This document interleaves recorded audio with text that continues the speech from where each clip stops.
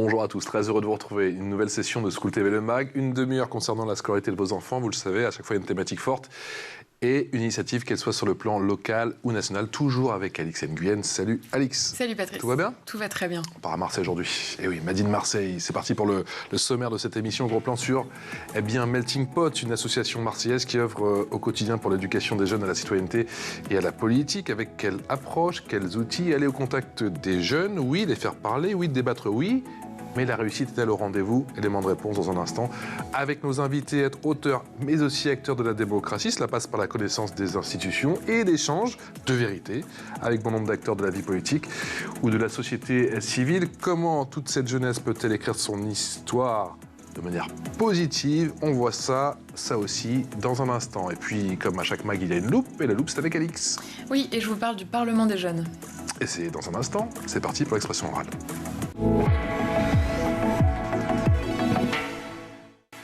Expression orale avec Alexandre Pastor. Bonjour Alexandre. Bonjour. Via Skype, merci d'avoir accepté notre invitation. Vous êtes l'heureux fondateur de Melting Pot, une association qui est née quand?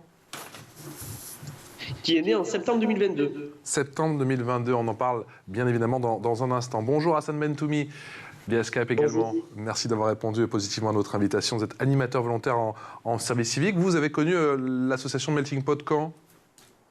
Dès le début du projet, j'ai rencontré en amont un des cofondateurs de l'association et depuis septembre 2022 à peu près, voilà. Quel est l'ADN de l'association Alexandre Pastor? L'ADN de l'association, c'est d'être au cœur des enjeux de la jeunesse et au cœur des enjeux de la société. Et faire en sorte que les jeunes puissent prendre part au débat public. Et pour prendre part au débat public, il faut comprendre nos institutions, il faut comprendre comment marche notre démocratie.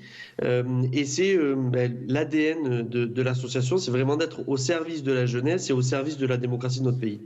Comprendre, c'est agir. J'ai cru comprendre que c'était votre maxime. Pourquoi? Parce que on part du principe que si on connaît mal nos institutions, si on connaît mal, on va dire si on n'a pas les clés de compréhension de notre société, c'est compliqué d'agir correctement ou du moins de se sentir utile, autant au niveau de son quartier, au niveau de sa ville, au niveau local, que aussi au niveau national. Et donc pour nous, l'action passe par la compréhension et la compréhension passe également par l'action. Et donc on crée des expériences assez fortes au niveau de l'interaction et de l'éducation, autant dans l'éducation nationale que l'éducation populaire. L'interaction, l'interactivité, mais j'aimerais savoir quel a été le stimulus, justement, quand vous vous êtes dit que vous aussi, vous deviez passer à l'action et que ça devait prendre la forme de cette association Melting Pot, qui plus est à Marseille. Alors moi je suis un local de Marseille, je suis né, j'ai grandi, j'ai fait mes études à Marseille et m'engager pour ma ville, pour mon territoire, ça a toujours été, on va dire, un driver. J'ai commencé en tant qu'éducateur sportif et à la suite je suis rentré dans une association qui m'a permis d'avoir des opportunités et de grandir. Je suis devenu directeur de centre social assez jeune et j'ai vu comment la jeunesse pouvait avoir un impact positif sur un territoire et je me suis rendu compte aussi de la complexité de comprendre la politique et aussi le rapport de force entre les différentes institutions et collectivités territoriales. Et c'est de ce constat-là et aussi de l'abstention que je me suis dit, mais comment moi, mes compétences d'éducateur, je peux les mettre au service de la jeunesse, et c'est comme ça que l'association est née. Hassan, qu'est-ce qui vous a séduit tout de suite quand vous avez, vous qui étiez du coup au balbutiement même de ce projet, qu'est-ce qui vous a séduit tout de suite dans cette aventure? De suite, j'ai adhéré au projet. Moi, ça a fait tilt parce que je me sentais éloigné de tout ce qui touchait à la politique. Et j'ai vu une opportunité de mieux comprendre ces institutions en allant avec Melting Pot. Et c'est ce qui m'a le plus séduit, c'est cette proximité et c'est vraiment ce feeling qu'on a eu avec Alexandre. Et c'est ça qui m'a le plus séduit. Alexandre, comment s'y prendre pour atteindre les jeunes les plus éloignés du processus démocratique? Comment s'y prendre? Eh ben, déjà, aller là où ils sont. Donc, ben, ils sont au collège, ils sont au lycée, ils sont à l'université, ils sont dans les centres sociaux, ils sont dans les clubs de sport, dans les clubs de théâtre. Donc, nous, l'idée, c'est de vraiment être complémentaire à l'accompagnement que les associations et l'éducation nationale font auprès des jeunes. Et à l'intérieur de cet accompagnement global, nous, on s'intègre et soit on intervient dans les cours d'éducation morale et civique, soit on intervient en tant que, on va dire, intervenant et expert sur le sujet des institutions et de la démocratie dans les centres sociaux. Et à l'intérieur de ces programmes-là, on leur permet de vraiment s'exprimer et d'être aussi... notre méthode fait qu'on est sur du sur-mesure et on permet aux jeunes de vraiment d'utiliser leur intérêt au quotidien au sein des institutions et aussi de leur activité, vraiment ce qu'ils font, que ce soit à l'école ou dans leur centre. Du sur-mesure, Hassan Bentoumi, quel est l'accueil justement de la part des jeunes lors de ces interventions, que ce soit effectivement dans des centres sociaux ou même à l'école? Avec quel accueil du coup? Comment réagissent les jeunes? Au début, dès qu'on parle dès qu'on commence à leur dire qu'on va parler politique, c'est réticent, ça grince des dents, c'est saoulant, et ça se comprend en soi. Et dès qu'on arrive et qu'on fait tilt en utilisant leur langage, de suite, ils se disent « Ah, ok, ça ne sera pas comme d'habitude, où c'est pas juste deux personnes qui viennent nous parler. C'est des personnes qui vont nous faire participer à diverses activités. C'est comme ça qu'ils le perçoivent. Et on est très heureux d'avoir cette proximité avec les jeunes, vu que nous sommes jeunes aussi, et nous avons leur langage et leur connaissance. Et ça permet de faire le pont entre la politique et eux, en gros. Vous avez une botte secrète, vous avez un sujet de prédilection justement pour pouvoir tout de suite les convaincre, effectivement, et attiser leur curiosité. On utilise des parallèles de leur centre d'intérêt. S'il y en a qui regardent des mangas, on va leur parler politique à travers des mangas. S'il y en a ils connaissent que le foot, on va parler politique à travers le foot. Vraiment, on va utiliser des parallèles selon leur centre d'intérêt et ils adhèrent de suite. Et vous, Hassan, personnellement, il y a peut-être un argument qui a déclenché quelque chose chez vous pour que vous décidiez de vous engager? Ce que j'ai beaucoup aimé, c'est la proximité avec le terrain. C'est que c'est pas que des belles paroles, c'est, comme disait Alexandre, comprendre, c'est agir. Et c'est le truc qui m'a séduit, c'est que vraiment, on fait quasi que du terrain. Il n'y a pas d'institutionnel ou quoi, c'est full terrain. C'est ce que j'aime dans le point. Full terrain, je reprends effectivement votre expression. Alexandre Pastor, quelle est la dimension locale? Quelle est la dimension locale? On sait qu'à Marseille, il y a une identité forte. Comment vous utilisez au quotidien cette identité justement pour mener à bien vos projets? En fait, on n'a même pas besoin de l'utiliser parce qu'elle est intégrée auprès des jeunes. On fait en sorte de se calquer sur les problématiques encore plus locales, vraiment, c'est-à-dire quartier par quartier, rue par rue, établissement par établissement. On va prendre par exemple une problématique sur un collège où ils ont une idée de végétalisation de la cour. Mais voilà, mais comment on va végétaliser? On va créer un projet de loi sur cette végétalisation et derrière, on va faire voter vers une simulation parlementaire de ce sujet-là. Avec les professeurs et avec les élèves. On va organiser des rencontres aussi avec les élus locaux, les élus aussi nationaux. On va rendre accessible, parce que souvent quand on se dit, quand on dit être élu, on se dit il faut faire des grandes études, il faut faire Sciences Po, il faut faire l'ENA. Et nous, que ce soit mon associé Yanis ou moi-même, on ne vient pas de Sciences Po, on vient du terrain. C'est l'éducation qui nous a formés, c'est l'éducation populaire qui nous a formés. Et donc, on met toutes nos compétences au service de la citoyenneté.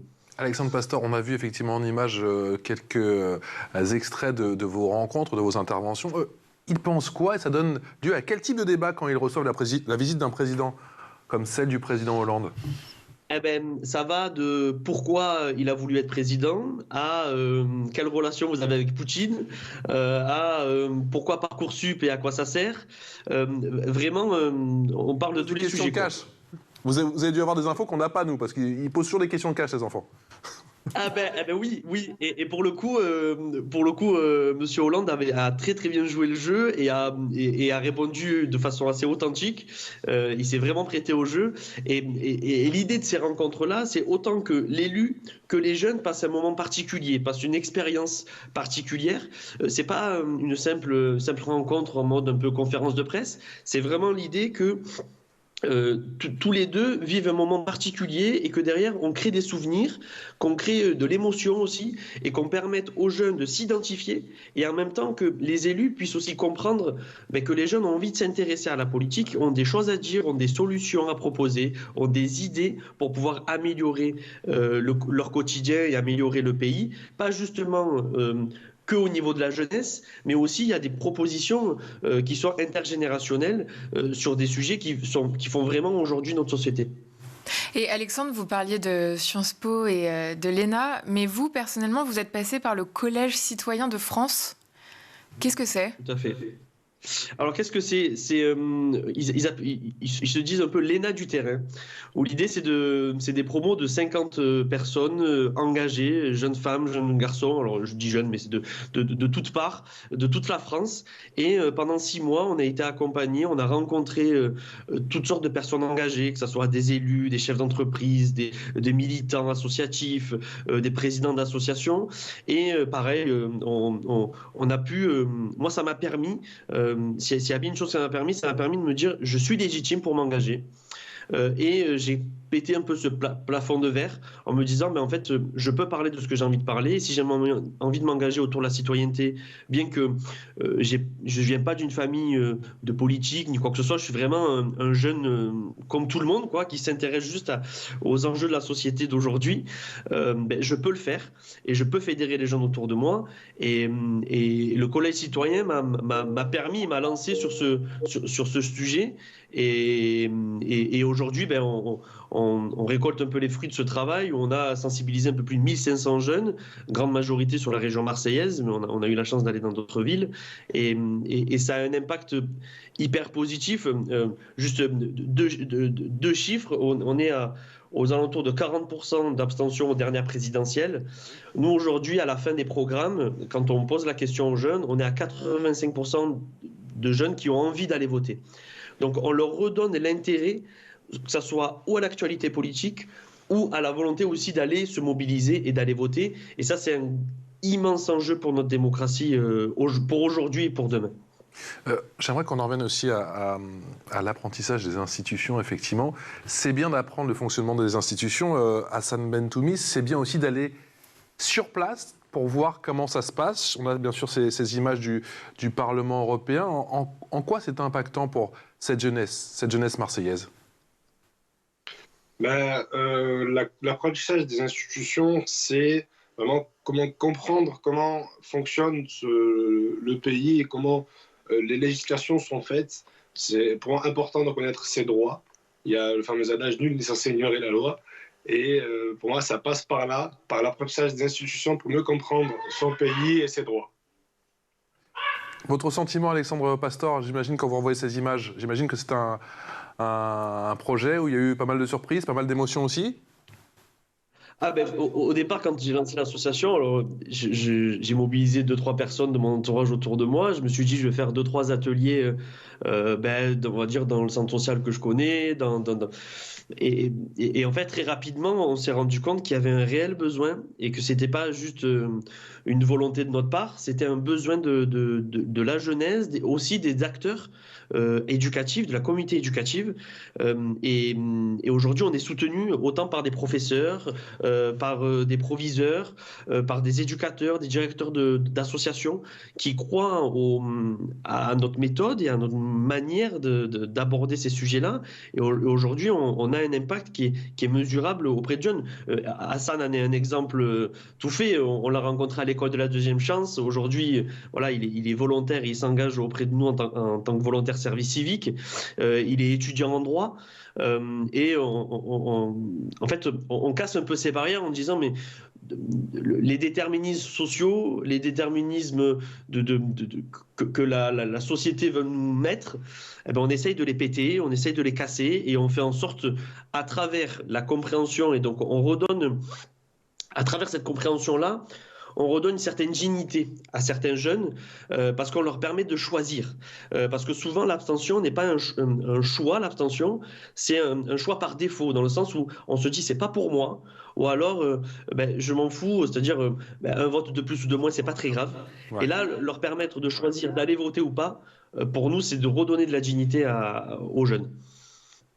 Alexandre, est-ce qu'il y a des préoccupations qui reviennent souvent? Quelle est la principale préoccupation de ces jeunes? Alors, bon, l'écologie est un des premiers sujets. Il y a également l'égalité femmes-hommes, les discriminations, toute forme de discrimination. C'est les 3 sujets qui reviennent énormément. C'est aussi la qualité de vie au quotidien, en fait, à travers, que ce soit l'insertion professionnelle, la formation, mieux vivre dans son quartier. Donc, c'est des sujets qui sont assez proches d'eux. Et en même temps qui derrière peuvent enclencher en effet papillon des choses qui peuvent aller plus loin et moi ce qui m'impressionne quand on les rencontre ces jeunes-là et quand on travaille avec eux c'est qu'ils ont une conscience, ils ont des idées et ils ont des opinions sur des sujets où on se dit pas qu'un enfant de 12 ans, 14 ans est capable de faire ça. Et il faut le vivre pour le voir et le comprendre. Il faut leur permettre de... Nous, ce qu'on fait, c'est qu'on leur crée un espace-temps où ils peuvent débattre, échanger, s'écouter. Parce qu'on est dans une société où s'écouter, c'est de plus en plus compliqué. Et on en ressort des choses extraordinaires. Et...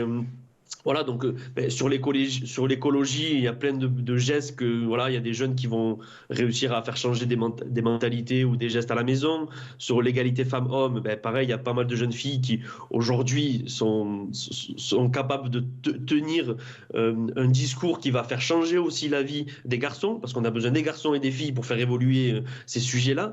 Et franchement, on a des débats qui sont aussi, on va dire, aussi animés qu'on peut les voir ou les entendre par des adultes, que ce soit à la télé, à la radio ou même au quotidien. Et c'est ça, moi, qui m'impressionne. C'est qu'on a vraiment une jeunesse consciente des enjeux d'aujourd'hui et consciente des enjeux de demain. Et c'est aujourd'hui, si on ne leur permet pas de réfléchir, de se former et de comprendre ce qui se passe, c'est les citoyens d'aujourd'hui. Moi, souvent, on dit les jeunes, c'est les citoyens de demain. Non, non, pour moi, c'est les citoyens d'aujourd'hui. Et aujourd'hui, ils ont déjà des leviers d'action. Et on leur permet ça, c'est-à-dire on leur donne les clés de compréhension de la société et des institutions pour qu'ils puissent après les utiliser pour actionner et créer, avoir un impact positif sur leur territoire très local. Un impact positif avec des échanges de vérité. Vous l'avez dit effectivement, Alexandre, vous avez réussi grâce à votre méthode, grâce à votre pédagogie, à enrôler, si je puis dire, bon nombre de professionnels, à commencer par Jean-Paul Chagnolot, qui est un professeur émérite des universités, expert notamment du Moyen-Orient. Extrait. Il faut bien connaître le sujet, c'est-à-dire essayer d'approfondir avant de parler et connaître. La seconde chose, c'est qu'il faut toujours conserver son esprit critique, c'est-à-dire ne jamais être dépendant des opinions des autres et toujours la mettre en question, y compris si ça vient de quelqu'un qui est supposé savoir. Quelqu'un qui sait peut ne pas savoir. Et enfin, je crois que s'engager dans la vie citoyenne, surtout quand on est jeune, c'est extrêmement important. Donc évidemment, je ne peux que les encourager. Je trouve que c'est tout à fait important et ce que vous faites ici est remarquable de ce point de vue. C'était, impartial. Il ne prenait pas parti pour l'un ou pour l'autre. Juste nous expliquer les faits et c'était à nous de faire notre propre avis. À la télé, c'est pas autant détaillé que ça. Et là, qu'il y ait un prof de Sciences Po qui a écrit un livre justement sur ça, ça nous a vraiment aidé à en connaître un peu plus sur le sujet. Et donc c'est important de souligner que M. Chagnolot a été neutre face à ça. Il nous a bien expliqué le conflit et j'en ai appris beaucoup aujourd'hui, donc merci énormément. Voilà, plus d'une heure d'échange, Alexandre Pastor, avec ce professeur de sciences politiques, des clés de compréhension. Et quel impact à la sortie de ces échanges? L'impact qu'on en ressort, c'est déjà une meilleure, on va dire, une meilleure rationalité dans le débat. Ça ne va pas être juste sur des opinions ou des avis, mais sur des faits, sur des chiffres. Ça va être des discussions un peu plus scientifiques et aussi avec on va dire une construction des arguments qui va être meilleure, mieux compréhensible par les interlocuteurs. Et les jeunes, pareil, on va dire qu'ils se rendent compte que ils sont bien informés aussi, ils ont besoin quand même d'analyser les informations qu'ils reçoivent, parce que tout ce qui est autour des deepfakes, des fake news, toutes ces choses-là, on permet aussi ce travail-là en rencontrant des experts qui ont travaillé depuis des années. Donc on remet aussi, on va dire, la recherche et l'expertise scientifique au cœur de notre travail, pour que ce ne soit pas juste des gens qui ont pris la parole ou des images qui ont été entre guillemets trafiquées sur certains sujets. On essaye vraiment de rendre accessibles ces recherches-là, ces chercheurs-là, et les élus et toutes les personnes qui travaillent pour le bien de la société auprès de ces jeunes, parce que on se sent souvent marginalisé en tant que jeune, parce que c'est pas que en tant que jeune, c'est des jeunes aussi qui sont pour la plupart en quartier prioritaire de la ville, définis comme ça. Ça peut être des jeunes aussi de villages, donc en zone rurale. En fait, on se sent éloigné de ça parce qu'on tend rarement un micro à un jeune en lui disant alors qu'est-ce que tu en penses, et avec Melting Pot c'est ce qu'on fait, c'est-à-dire on tend le micro en disant mais toi t'en penses quoi, moi j'en pense rien, ok mais pourquoi, ou alors moi j'en pense ça, parce que j'en ai discuté avec mon père, parce que j'ai vu ça sur internet, et là on vient déconstruire certains stéréotypes, et pour le coup discuter, échanger, communiquer, ça a un impact sur la vision du monde qu'on peut avoir. Hassan, est-ce que l'étiquette Marseille est parfois dure à porter, et comment on fait de ces clichés, comment on peut les transformer en force? Qu'est-ce que vous dites justement à vos jeunes?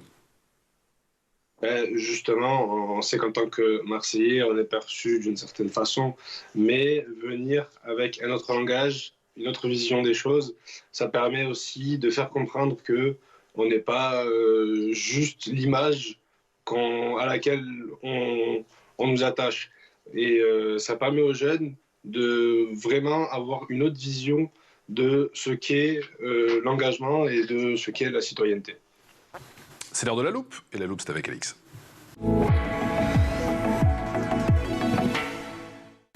Et Alix, tu reviens aujourd'hui pour nous sur le Parlement des jeunes.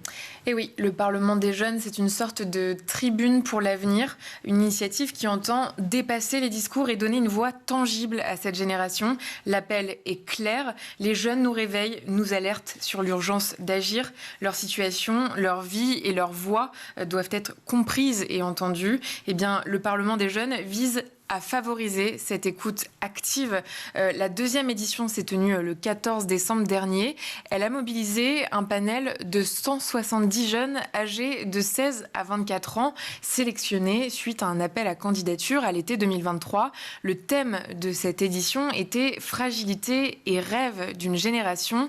Des sujets tels que le climat, le consentement ou encore la précarité étudiante ont été abordés. Les participants ont pu soumettre leurs projets pour 2023 en présence d'élus. À noter que ces jeunes se sont rencontrés à plusieurs reprises l'automne dernier.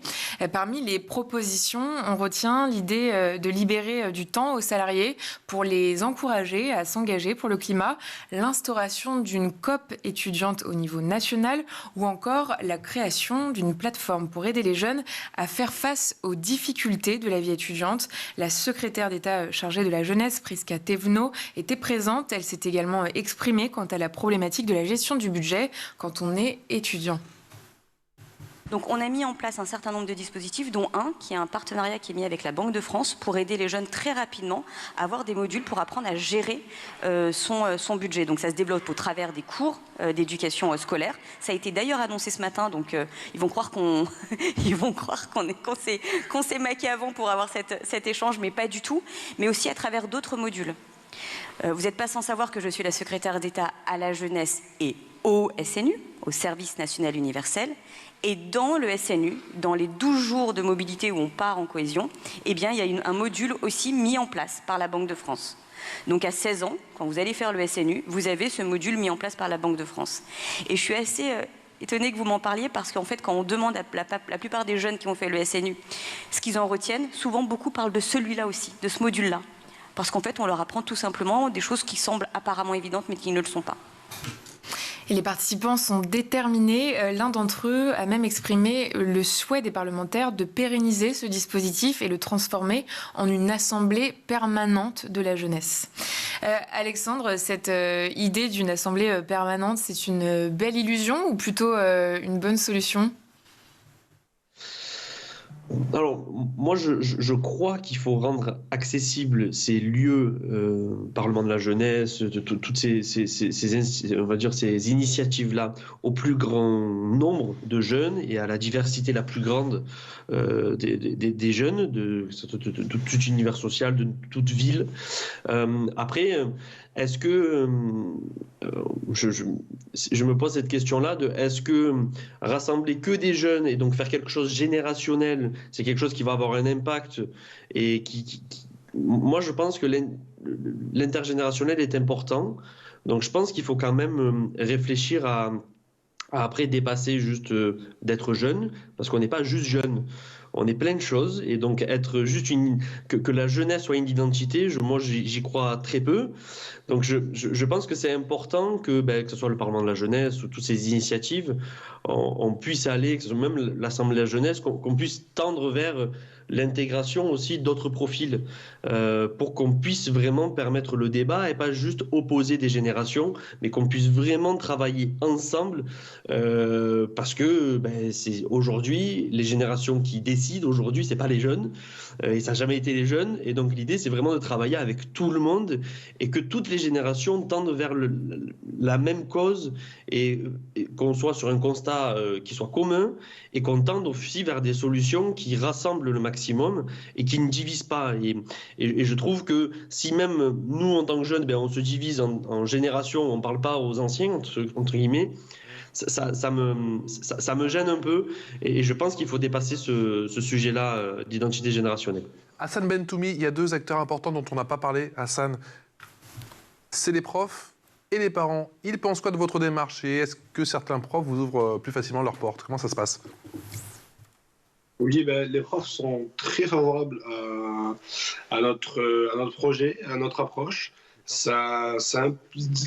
Les élèves, déjà, eux, voient une autre façon de faire cours et les profs y adhèrent de suite.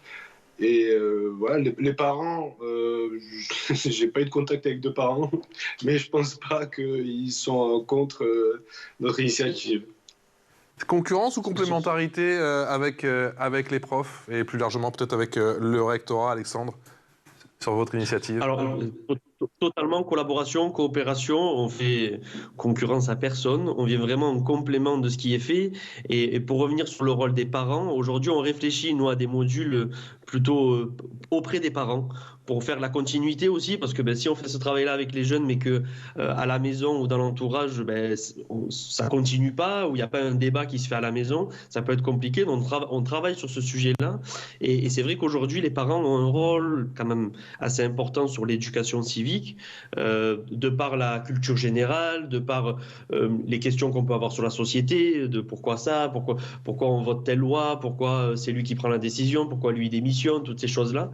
Donc nous, on vient s'aimer un peu des graines, on vient tendre une perche, et après c'est aux jeunes, par leur curiosité et leur volonté, de l'apprendre et de pouvoir aussi après être un peu les ambassadeurs de ce sujet-là autour d'eux. Et je pense que les parents ont un rôle, on va dire, d'être une caisse de résonance de leur enfant.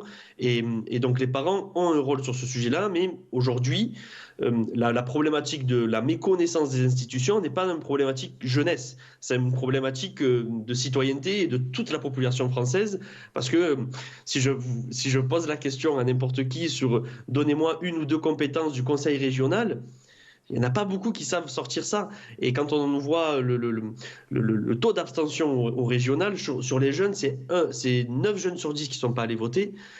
Et en fait, on comprend très bien, parce que quand on pose la question, ils savent pas à quoi ça sert. Et je vous parle même pas des européennes très bientôt. Merci infiniment à tous les deux. Merci beaucoup. Alexandre Pastor, on aura l'occasion d'en reparler assurément, refondateur de Melting Pot, et Hassan Mentoumi, qui est animateur volontaire en service civique. Et je ne l'ai pas précisé, mais vous êtes également étudiant en droit. Un grand merci à tous les deux. Merci de nous avoir présenté votre association. Merci beaucoup pour on se retrouve bientôt, ma chère Alix, demain.